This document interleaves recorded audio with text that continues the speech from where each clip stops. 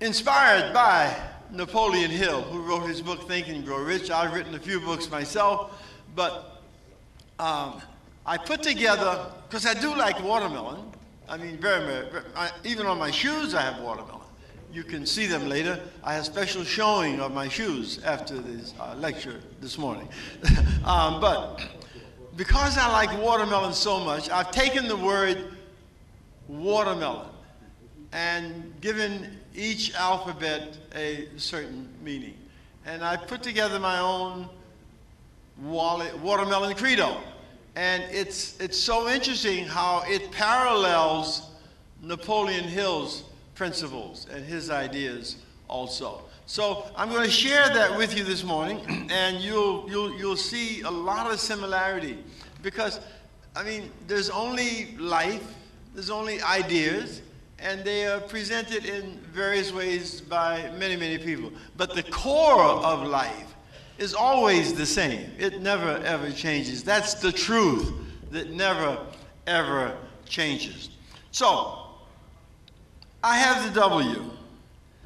And in watermelon, the W says, whatever you believe creates your reality.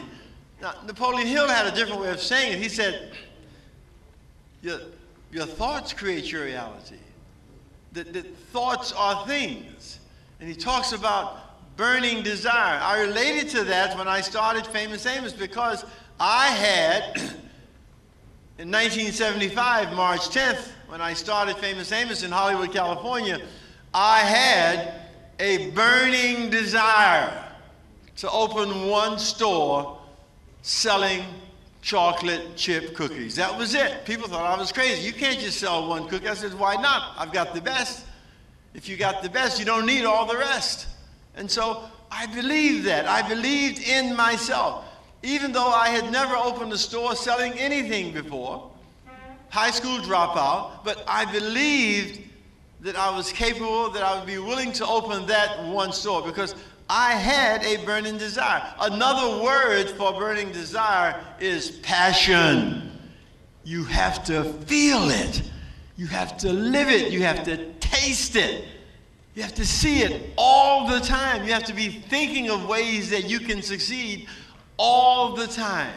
So there are great parallels between what I believe and what Napoleon Hill believed.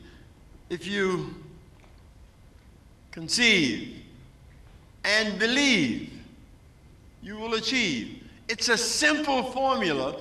However, it really does work, because thoughts are things, thoughts are ideas.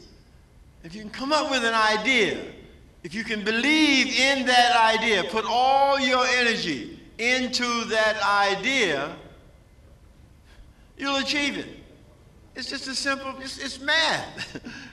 And math works every time, regardless of who the user is. So, believe in yourself, believe in your ideas. Don't let people tell you you're silly or you're this or you're that. So what?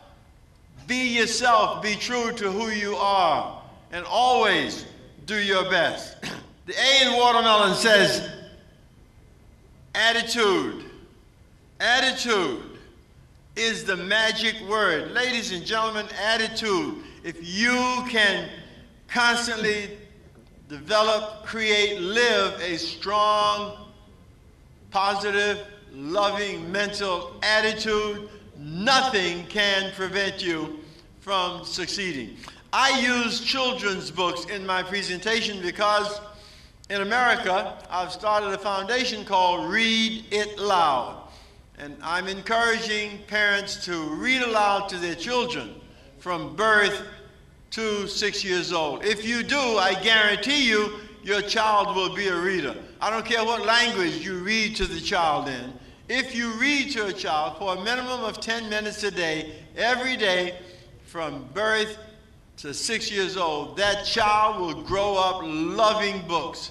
That child will grow up to be a reader, to have confidence, to have a grasp of the English language. All of those things will happen if you, the parent, the grandparent, the brother, the sister, whoever, read to that child for at least 10 minutes a day. So I use children's books in my presentation because They are very meaningful.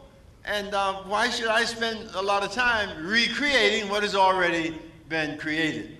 So, this is a book called Kenny Rogers Presents the Greatest. And I will show you, after I finish this, how this book is all about attitude.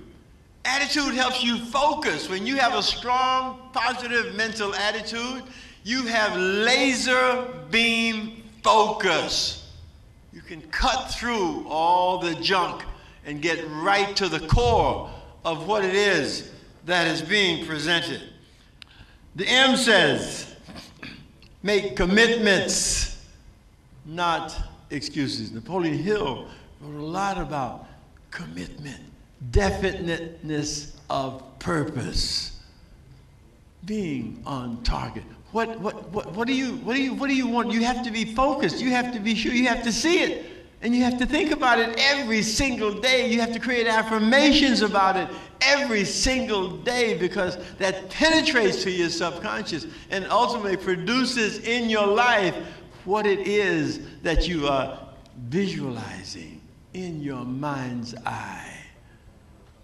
I will is commitment. It's not I try, I hope, or I guess. It's I will. There was a great poem written years ago by Goethe that says, until one is committed, there is hesitancy, the chance to draw back. Always in effectiveness. Concerning all acts of initiative and creation, there is one elementary truth, the ignorance of which kills countless ideas and splendid plans, that the moment one definitely commits oneself, then providence moves too. All sorts of things occur that would otherwise never have occurred. I am living testimony of that. When I started Famous Amos in 1975 in Hollywood, California, I didn't even know that Kuala Lumpur and Malaysia existed, because I was a high school dropout. I went to Food Trades Vocational High School. They didn't care about history. You know, they cared about biscuits and mashed potatoes and cooking. They didn't care about history. So, but how did I know that I'd open a store in Kuala Lumpur in 1983 that would grow to 50+ stores throughout Malaysia? But I was committed to open one store. If my commitment was not there to open that one store, all the other stores never would have happened. So it is about committing to an idea. A whole stream of events, issues, from the decision raising in one's favor all manner of unforeseen incidents and meetings and material assistance which no man could have dreamed would have come his way. I've learned a deep respect for one of Goethe's couplets. Whatever you can do and dream you can, begin it. Boldness has genius, power, and magic in it. Begin. Start, begin, and then the task will be completed. The fastest runner in the world will not cross the finish line unless he begins the race. He's got to get out of the starting block. And every step that he takes along the way has got to be his best. He can't think for a second about losing, not finishing the race. He can't think for a second about what the other runners are doing, because the only thing that matters is what he's doing. He's committed to doing his best. Make commitments, folks, not excuses.